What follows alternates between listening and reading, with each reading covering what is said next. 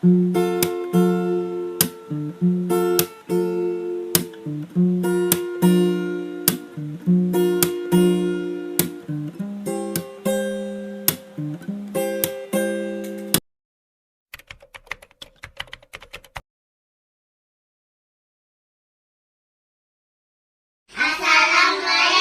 Ibu.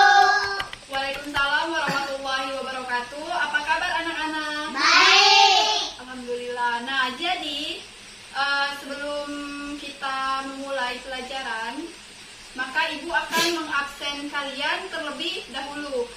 Nama yang Ibu sebutkan, silakan angkat tangannya lalu bilang hadir Bu. Begitu ya, paham? Ya, paham.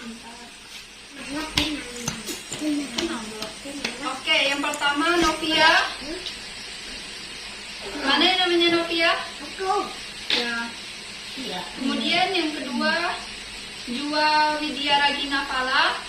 Yang mana namanya Jua? Yang ketiga yaitu Syifa. Yang mana namanya Syifa? Kemudian Cika Salsabila yang mana? Oke, jadi hari ini masuk semua ya.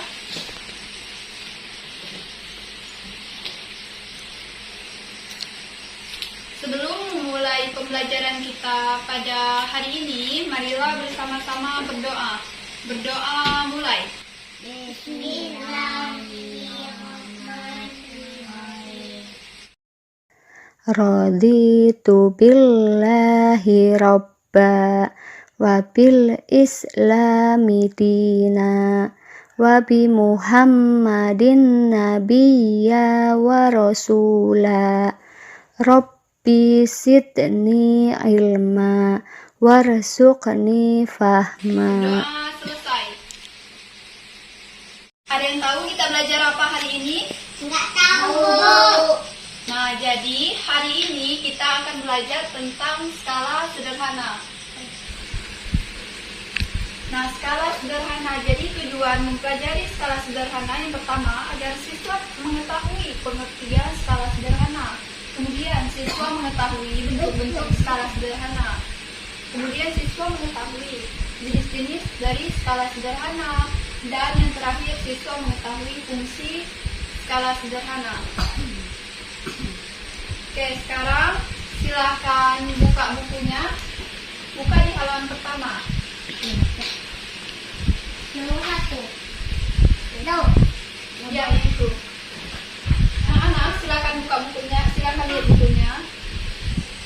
Nah, di halaman pertama yaitu ada ayo membaca. Nah, ada teks tentang skala sederhana. Berbicara tentang peta tentu tidak dapat dilepaskan dari skala. Nah, skala adalah perbandingan jarak dalam peta dengan jarak yang sama di permukaan bumi. Lebih lanjutnya, skala pada peta digunakan untuk menghitung jarak antara dua lokasi dalam peta. Nah, sehingga memungkinkan kita untuk tidak datang ke suatu tempat untuk mengukur lokasi tersebut. Kemudian bentuk-bentuk skala ada 3. Yang pertama yaitu skala verbal, kedua skala angka, dan yang ketiga skala grafis.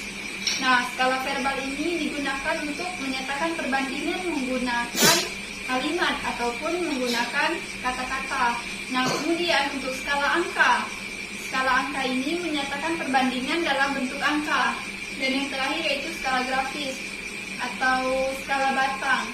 Nah, digunakan menyatakan perbandingan dalam bentuk gambar pun dalam bentuk grafis. Itu jenis-jenis skala pada peta. Jenis skala pada peta ada 5. Yang pertama skala peta teknis, kemudian skala peta berskala besar, kemudian peta berskala sedang, kemudian skala kecil, dan yang terakhir yaitu grafis. Nah, kalau pada peta skala teknik, nah skalanya itu 1 berbanding 1000 sampai 1 berbanding 1500. Peta ini biasanya digunakan untuk melakukan pengukuran terhadap tanah.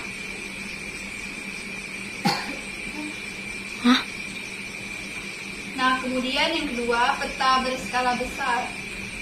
Biasanya 1 berbanding 5.000 sampai 1 berbanding 1.002.500. Nah, peta ini digunakan biasanya untuk menggambarkan relatif wilayah seperti desa, kecamatan. Nah, kemudian yang ketiga yaitu ada peta berskala sedang, yaitu 1 berbanding 2.500 sampai 1 berbanding 1.500. Peta ini digunakan untuk menggambarkan wilayah seperti kabupaten ataupun kota. Dan peta berskala kecil, nah biasa digunakan untuk menggambarkan daerah seperti provinsi. Nah, kemudian yang kelima itu peta geografis, biasa untuk menggambarkan wilayah negara ataupun wilayah benua ataupun dunia.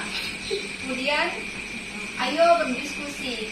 Nah, Ibu akan menampilkan sebuah video, jadi mari sama-sama kita lihat video tersebut, kemudian nanti kalian diskusikan hasil dari apa yang telah kalian tonton. Mari bersama-sama kita melihat videonya. Toh, bisakah kamu mengajari aku bagaimana mengukur jarak di peta? Ayo aku ajarkan. Mengukur jarak dua tempat pada peta dapat dilakukan melalui dua cara berikut ini. Menggunakan penggaris apabila kedua tempat tersebut berada pada posisi lurus atau tidak berliku-liku. Menggunakan benang untuk mengetahui panjang jalan raya, sungai, atau pantai yang berliku-liku. Benang diletakkan berdasarkan lekukan pada peta. Lalu benang tersebut diukur dengan penggaris. Dengan demikian, kamu dapat mengetahui jarak atau panjang suatu tempat.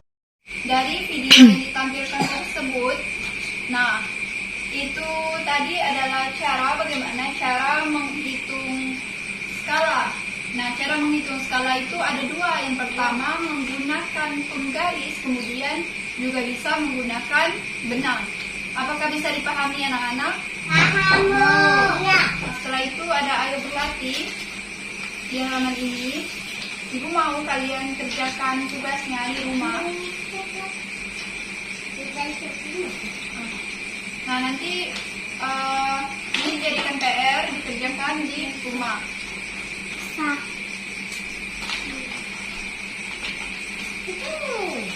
Oke.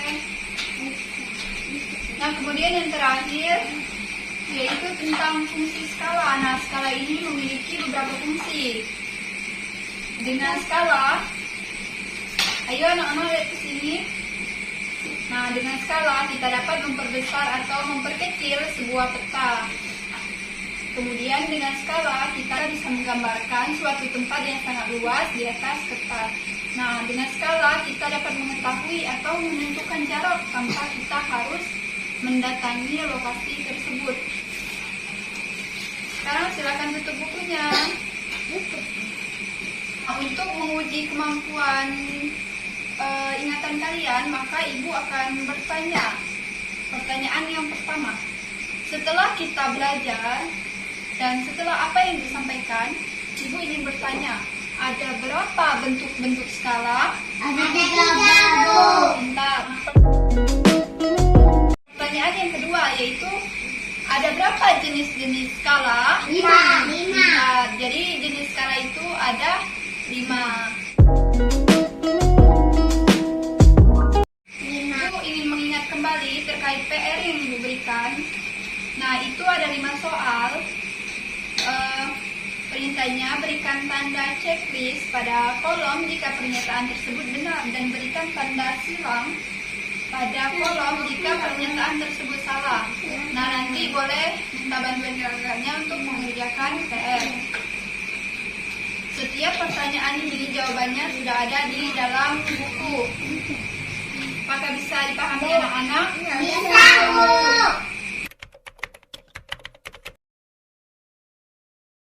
Skala merupakan perbandingan dalam peta yang sama dengan keadaan bumi yang sesungguhnya. Nah, skala ada bentuk-bentuk skala ada 3, yaitu skala verbal, skala